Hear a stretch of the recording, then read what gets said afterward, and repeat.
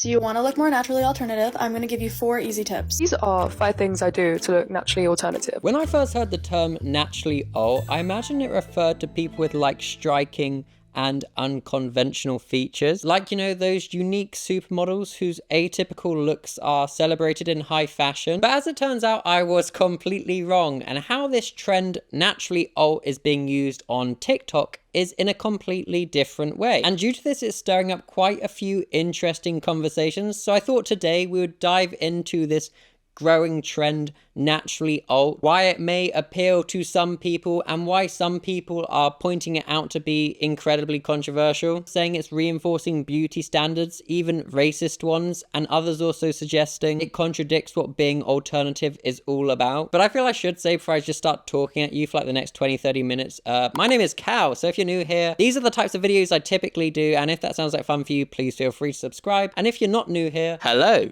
And back on with the video we go. So this curious phrase, naturally alt, has been cropping up more and more on TikTok, and what kind of this trend can be summarized to is people either showing how naturally alt they are, or promising tips on how you can become more naturally alternative yourself. Number 1, one of the easiest things is having an interesting haircut. Highly recommend baby bangs. Of course, having black hair always helps. To keep it natural, use a natural black instead of a blue black. None of us have eyebrows, so shave those tails off, maybe even bleach them.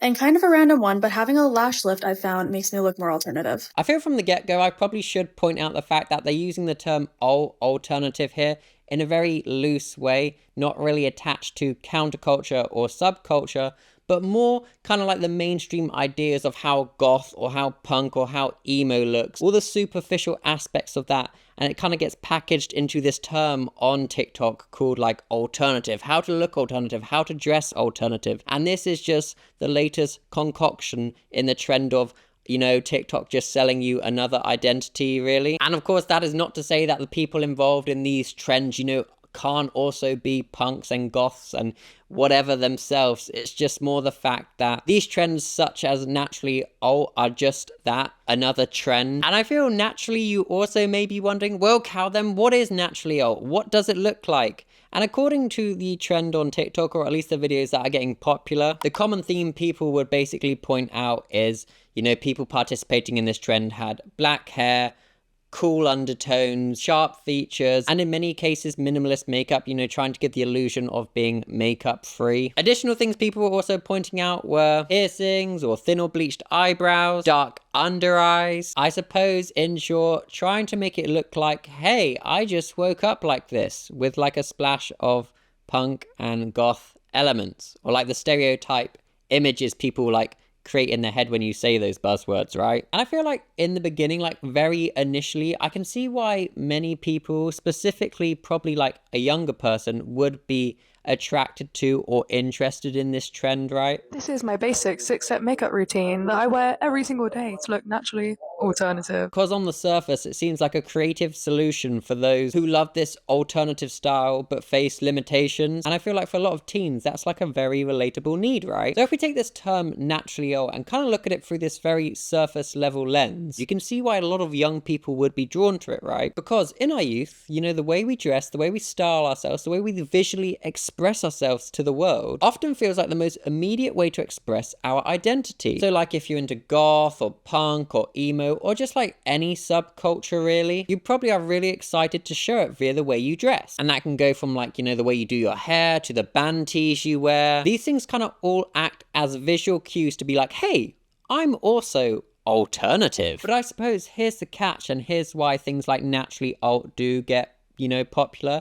A lot of young people, and specifically kids, you know, people still living at home, don't have full control and autonomy over the way they dress and express themselves, right? You know, if you're growing up with like strict parents or guardians, you live in their house, so you're under their rules, and maybe they're even still buying your clothes, right? So they may be like, no ripped jeans, no ripped tights, no band tees from bands I didn't listen to growing up. You're only allowed one haircut, and that's short, back, and respectable. So obviously, like in those circumstances, some parents may either ridicule or punish their child if they try and express themselves in an alternative manner, right? Yeah, and I know some of you may just be thinking, well, just do it anyway, rebel. Whilst I totally get the spirit there, and I think it is genuinely a good thing to, push back and always challenge the powers that be. Sometimes, and especially when you're a kid, defying family rules can lead to serious conflict, or to put it bluntly, abuse. So I suppose the people in that demographic, in those circumstances, things like naturally alt helps them find subtle ways to hint at their identity. So this naturally messy look, and it could be, I don't know, messy bed hair with also some smudged eyeliner, could simply be passed off as an accident, or you just had a messy day at school, which I suppose in turn would hopefully slip past some strict parents, right? So in that sense, this naturally alt acts as the stealth mode of being alternative, and kind of in similar conversations, especially with school. Some schools have really strict rules. The school I went to, boys' hair had to be above the ear, and with that, fringes had to be above the eyebrow. Boys were not allowed long hair. I remember this one specific time where my head teacher took me into their office, and they were like, Callum, your hair is ridiculous. Yeah, my proper name's Callum, by the way. He kept saying I looked like a girl. But the moment that made my head teacher go full berserk, he was like, Callum, if I did my hair like you, I'd be the laughing stock of the school. To which I just simply replied, well, sir, you're bold. You can't do my hair. I had the classic emo helmet hair, where you straightened it and hairsprayed it, and it was long. Admittedly, it was long, and it's far longer than the rules. But also, I just didn't agree with the rules. However, this was one of those times that my sheer literalness unintentionally got me in trouble, because telling the bold man who was belittling me that he simply could not do my hairstyle resulted in me getting multiple detentions and a phone call home to my parents. But luckily, my parents have a good sense of humor, and they thought it was hysterical. I think the thing here is this is not just a unique experience. There's many schools that have these really extreme dress codes. You're not allowed to dye your hair. Only natural hair colors. Only generic haircut. So I suppose in these circumstances, it creates these situations where alternative students, people that like that aesthetic and looking that way, have to find really creative ways to subtly nod towards that whilst also not derailing their education. So this trend that I suppose emphasizes minimalism directly speaks to those people who are affected by these types of rules. Additionally, on top of this, I suppose another reason why people may be drawn in by these types of trends is some people literally straight up can't have piercings. Their body rejects them. They may be allergic to hair dye. They may be allergic to the makeup. They may have sensitive skin conditions. They may not have the money to go out and buy all the alternative brands that people have convinced themselves are actually alternative. And I know you and I would say to each other, well, Cal, being part of counterculture, being part of subcultures, the least important thing you can do is your aesthetic, how you look, how you dress up, right? It's about, supporting your scene. I totally agree with you, right? But when you're a young kid, because you don't have full autonomy over your life yet, a lot of your signaling for what you like and what you're interested in does come from how you dress, right? So looking through this lens and given these types of factors, it's pretty clear to see why many were originally drawn to this trend naturally. And it really is such a unique feeling, isn't it? I remember being a kid, and if I ever saw another emo kid out and about when I was an emo kid when I was 13 or whatever, I just remember this such unique feeling of panic, being oh no, they don't know I'm emo too, because at the time my parents still bought my clothes, and I'm not complaining about my parents buying my clothes in the slightest. I never went without. I was very fortunate, but it was just because I wasn't dressing in an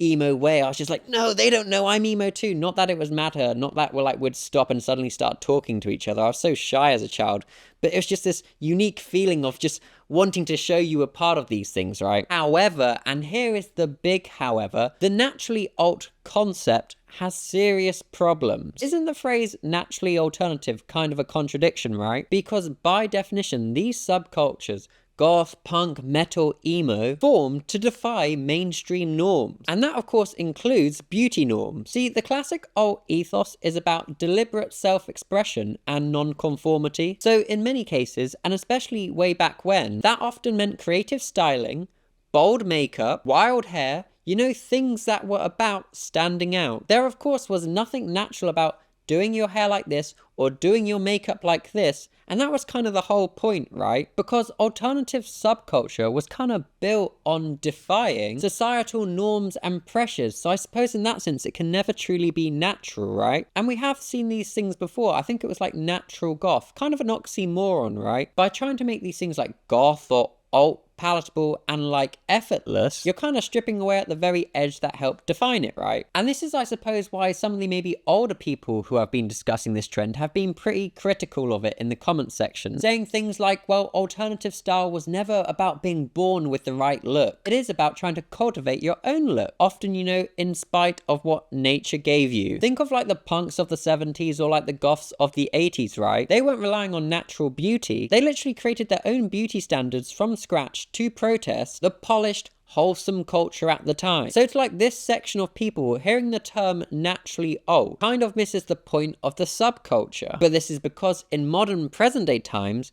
a lot of the visual aspects of subculture has been repackaged and sold back to the mainstream and society as alternative, and that's why we get this conversation and this disconnect, right? In fact, framing alternative as something you can be born with, you know, either you have it or you don't, kind of ends up being its own form of gatekeeping, right? It implies this very scary thing that there's this pure person who rolls out of bed alt, and that all others that don't have these select features of the naturally alt trend, well, they're just posers. I think perhaps one of the most troubling aspects of the naturally alt trend is how it introduces like mainstream beauty standards, and with that insecurities into a space that, you know, is meant to be a refuge from them, the alternative space. We're taking the alt scene, which has always historically been come as you are, into yet another area where people will feel like they're not good enough if they can't fit a certain criteria. And because of this, I've seen like quite a few people voice their frustrations online with naturally alt, saying things like naturally alt is just another way to make people feel insecure about themselves. And I think that's what we should talk about now, the specific features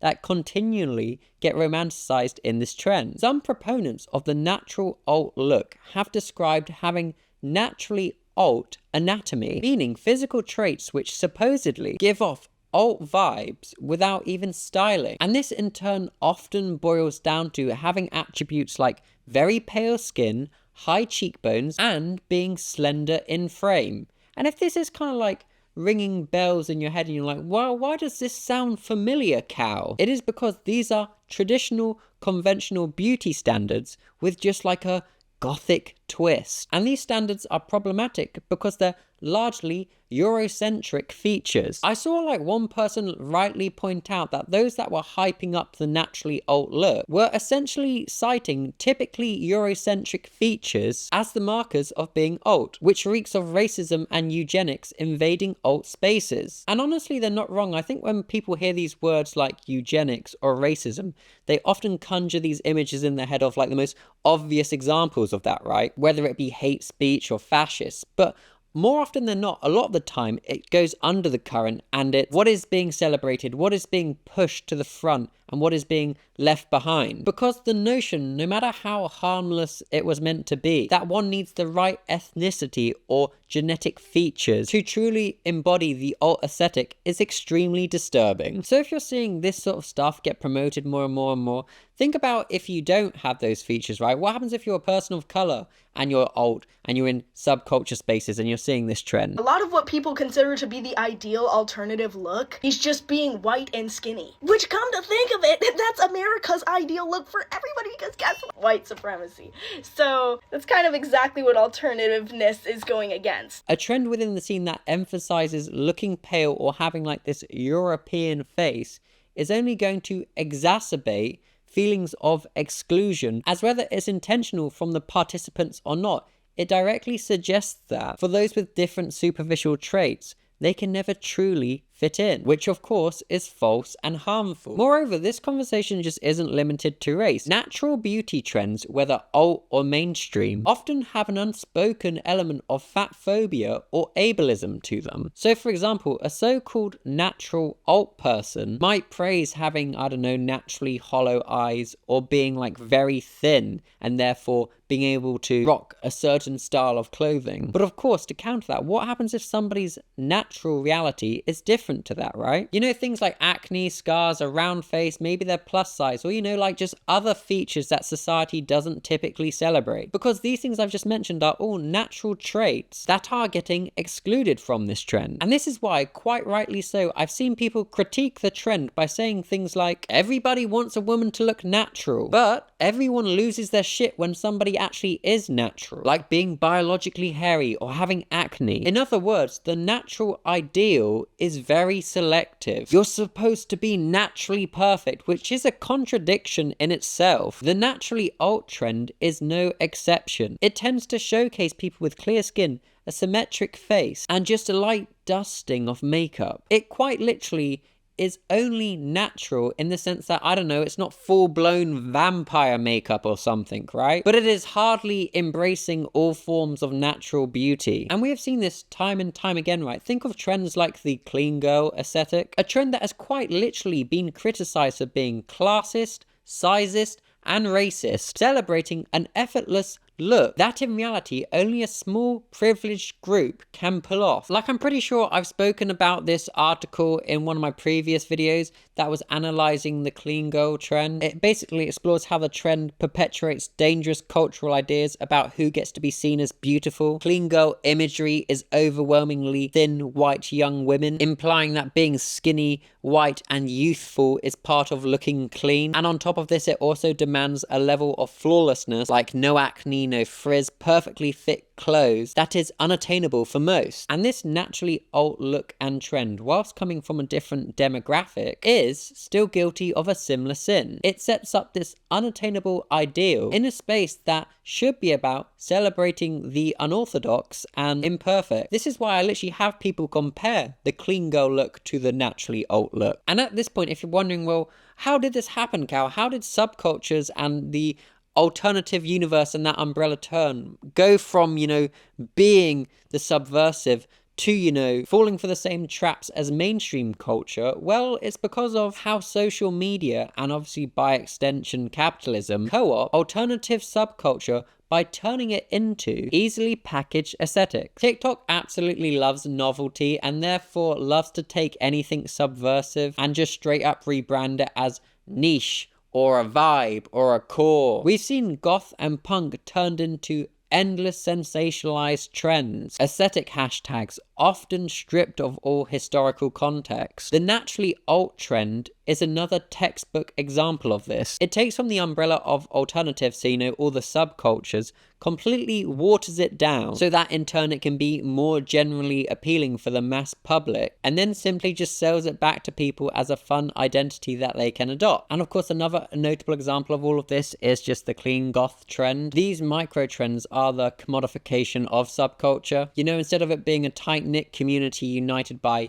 music, values and lifestyle, instead the subculture becomes just another fashion category that anybody with a credit card can dip into, which of course sadly companies and influencers just see as one big opportunity. Fashion retailers advertising gothic lines but still making it perfectly palatable for the mainstream consumer, and over time things like this can hollow out the subculture, basically just reducing it to visuals and consumer goods. I think social media and big business has done a great job at making alternative and alt feel like just another filter or preset, and that is why we see so many trends where the alternative happily coexists in the mainstream, because alternative doesn't mean its literal sense of being alternative, but much rather an identity that you can buy into. And though the color palettes and the wording may change, unfortunately it will still uphold all of the terrible traditions that the mainstream will. Now, after all of this critique, I do kind of just want to circle back to maybe some of the people that have been participating in this trend, right? Because I think it's really important that we critique the concept and make people aware of why it is problematic to promote this naturally alternative idea. But also in the same breath that we do that, let's not villainize every kid or person that has used this hashtag or participated in the naturally alternative trend, right? The problematic aspects such as the Eurocentric beauty focus, or the new insecurities generated, or the commodification, are often unintended consequences, and a lot of that just stems from people being unaware. So the conversation can be about educating rather than demonizing, right? As I am sure that a lot of these teens or whatever in this trend would agree and say that anybody can be alt regardless of how they look, right? But they also just want to look the part as much as they can. I think when you're young, it is very easy to fall into these traps because appearance is one of the few realms where you can try to assert your identity. You know, as you get older and get more of your own autonomy, you can go to concerts, go to shows, support your local scene, you know, create your own art, embrace the values, live by your own rules. Regardless of what you wear, you can be alternative. You know, there'll be a metalhead somewhere that Monday to Friday has to wear a suit for work or smart casual, and then on the weekend they'll be wearing their battle jacket. The real alternative and counterculture, I suppose, comes from like what you actually do rather than what you wear. But I think that perspective just comes from age and gaining your own autonomy. So Cal, can you be naturally alt? Yes or no? I suppose to conclude on this, no, not in the way that TikTok portrays it. No one is born wearing like big clunky Dr. Martens and eyeliner. Even the people that love to say how they grew up listening to heavy metal, you know, you weren't born alternative. The whole concept of natural alt, naturally alt, is a paradox and quite frankly, a direct product of social media's obsession with aesthetics. It takes aspects of countercultural movements and turns it into a no-effort, beauty standard friendly makeover. And the whole thing again is just one big reminder for me about the big tug of war going on between actual subculture authenticity and just like mainstream commodification. I suppose the only good thing that was to come out of this was just how quickly people were to be like, yeah, no, this is a terrible idea, we shouldn't be perpetuating that, especially within alternative scenes. So I'm glad people collectively came together online to be like, hey, no, this isn't good for the reasons we've talked about in this video. We've had clean goth, health goth, we've now got naturally alternative. What is next, you asked? Well, I don't know, and it's gonna be a hellscape. But hey, at least the people that care will always be there to push back, I suppose. And there was a display of that with this. I have been your boy Cal, and my camera has again failed twice during this filming, so I need to go buy new batteries for this camera. That's Skog. Skog, anything profound to say on the matter? Big boop. Yeah, I agree. The naturally alt trend is just silly. It's a silly thing. My brain is absolutely fried now, so I'm gonna dip. There'll be another one of my videos here if you want to watch another one of my videos. And of course, I will hopefully see you all next time. Okay, bye, bye, bye, bye, bye, bye, bye, bye.